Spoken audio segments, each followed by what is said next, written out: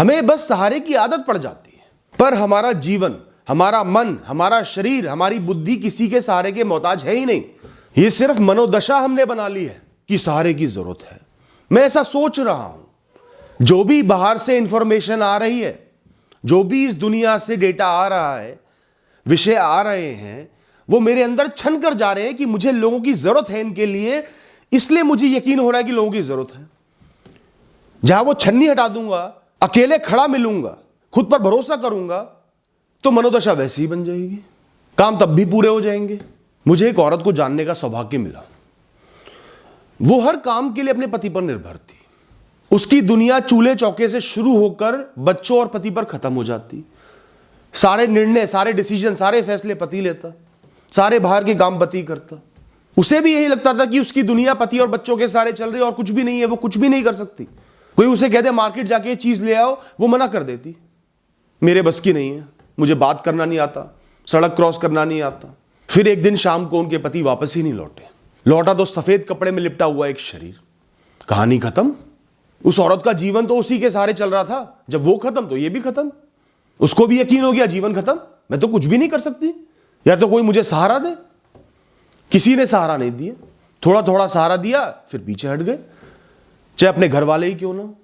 साथ में 2 बच्चे थे, उनको संभालना था। उसके मन में ये भी विचार आए होंगे कि मैं आत्महत्या कर लेती हूं, बच्चों को भी मार देती हूं, कम से कम जीवन से बच जाएंगे। पर ऐसा हुआ नहीं। 10 साल बीते। उस औरत ने बहुत संघर्ष करे, हर चीज सीखी जो उसे लगता था वो नहीं कर सकती। अपना बिजनेस चला लिया, घर चला रही थी, बच्चे कॉलेज में आ गए। वो औरत जो अपने दम पर मार्केट नहीं जा सकती थी, आज इतनी मजबूत थी कि आसपास की औरतें उससे राय लेने आती थी कि क्या करे, कैसे जीवन जिए। तो फर्क क्या है? 10 साल पहले भी वही औरत थी और 10 साल बाद भी वही औरत है। फर्क मनोस्थिति का आ गया, जीवन में आगे बढ़कर सीखने का आ गया, ये एहसास करने का आ गया कि मुझे अपने दम पर जीना है।